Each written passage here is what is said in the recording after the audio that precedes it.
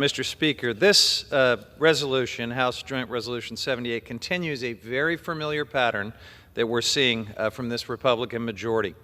Distractions and scapegoats instead of dealing with real crises, real problems, solutions to the challenges that are facing working families, including American farmers and rural communities all over this country. So today they're bringing us a resolution that tries to blame an endangered fish, the Bay Delta Longfin Smelt, for California's water problems and shortages. They're doing that instead of addressing major problems that are actually impacting farmers and rural communities. So let's be clear. Removing protections for the Longfin Smelt will not make it rain. It will not rebuild California's snowpack. It won't refill our reservoirs, not even the reservoir that President Trump recently drained in a public relations stunt that had nothing to do with fighting fires or water supply. California's water shortages are driven by climate change and also prolonged drought, aging and outdated infrastructure, and over-allocation. It's not the fault of some tiny fish. Meanwhile, farmers, including those in my district, are grappling with worsening droughts, wildfires, floods, extreme weather, and now the fallout from President Trump's disastrous trade policies for agriculture. All the while, Republicans won't talk about any of those things. Instead, they bring us here to debate whether a small fish should be allowed to go extinct or be protected under the Endangered Species Act. And all the while, the significant damage that their policies are causing continue to pile up in rural America, including President Trump's tariffs. He's treating not just our adversaries, but some of our neighbors and our best friends in the world like their enemies. He's turning them into adversaries. Tariffs on key trading partners.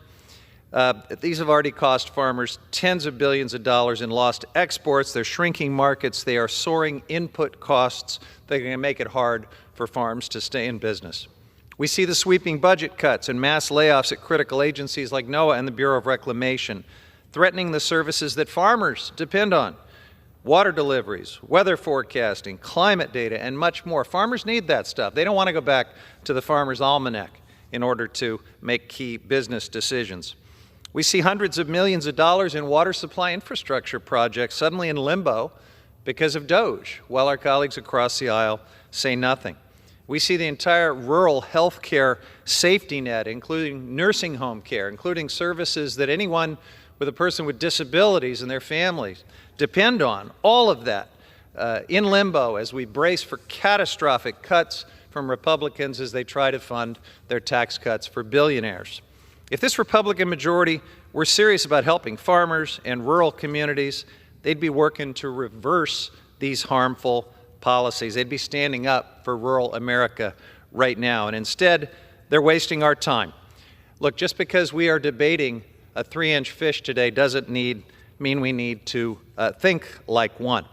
Now, about the impacts of these policies that my friends don't want to talk about. You don't have to take my word for it. You can listen to farmers across America. Here's Caleb Ragland, a president of the American Soybean Association, who says our grave concern is we could permanently lose another big chunk of our export market that we're dependent on for our production. The U.S. farm economy is in a tough spot, and we just don't have any room for error right now. Here's Chris Harner, owner of Harner Farm in Center County, Pennsylvania. Quote, "We got a letter from one of our suppliers that once the tariffs kick in, they will be passing on the cost. Paul Kruger, a corn and soybean farmer from Bladen, Nebraska, says, quote, anytime our country gets involved with any sort of tariffs that affect the agriculture industry, every farmer just kind of groans. We're powerless to do anything except take what comes out in the wash." And here's Travis Johnson, who farms cotton, sorghum, and corn in Texas' Rio Grande Valley. He says, there's a lot of uncertainty around, and I hate to be used as a bargaining chip. I'm definitely worried. Moving to California, here's Ryan Talley, Vice President of Talley Farms in San Luis Obispo. "We don't have months to wait something out," he says. "We have to continue our operations at the intensity that we currently farm. We're going to have to take those rising prices and deal with it the best we can." This is what Republican agriculture policy is doing right now, losing export markets, raising costs, telling farmers to just deal with it.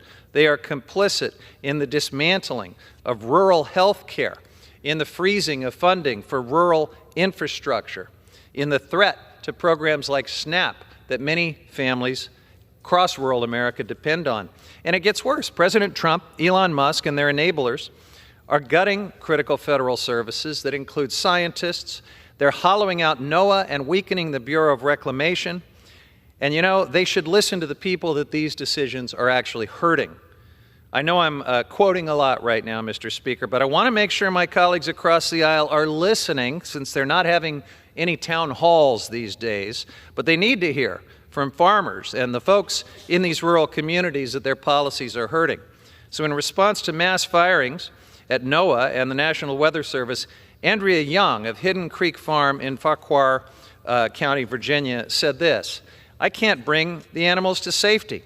I can't cover up those tender plants. I cannot know that a rainstorm is coming, and so I shouldn't water," she said. "I cannot function as a farmer in an indoor environment." And the general manager of 14 California Central Valley Project irrigation districts, in a recent letter to the president about layoffs at the Bureau of Reclamation, said this: "They say the elimination of reclamation staff will not further the goal of achieving significant cost savings to the American people." In other words, they are harming the agency that these irrigators depend on, and they're not even saving money for the budget. Mr. Speaker, the damage from all of this is real. Real farmers, real communities, real harm caused by failed leadership. And while all that is happening, we're here debating whether to strip protections from an endangered fish. They're turning a small fish into a very large scapegoat, pretending it will somehow provide real support to farmers. The truth is, the listing of the Bay Delta longfin under the ESA is both scientifically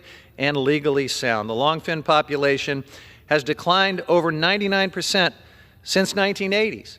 Think about that. In just a few decades, only about 1% of the population is left. That's like the number of environmentalists left in the Republican Party these days. The U.S. Fish and Wildlife Service followed the law, the data, and the science, just as Congress intended, just as a bipartisan Congress intended when they passed the ESA back in the 1970s, just as Republican President Richard Nixon intended when he signed it into law. The system is supposed to work that way. Protecting species like the longfin is not just about a single fish. It's about protecting the ecological health of the entire Bay Delta, the largest estuary on the west coast of the Americas. This delta is the heart of California's water system. Its health underpins clean drinking water for millions, healthy soil for agriculture, waterfowl populations that hunters depend on. It is so important, and it requires a broad ecological balance to sustain the farms, fisheries, entire ecosystems, and so many communities and millions of people that depend on it.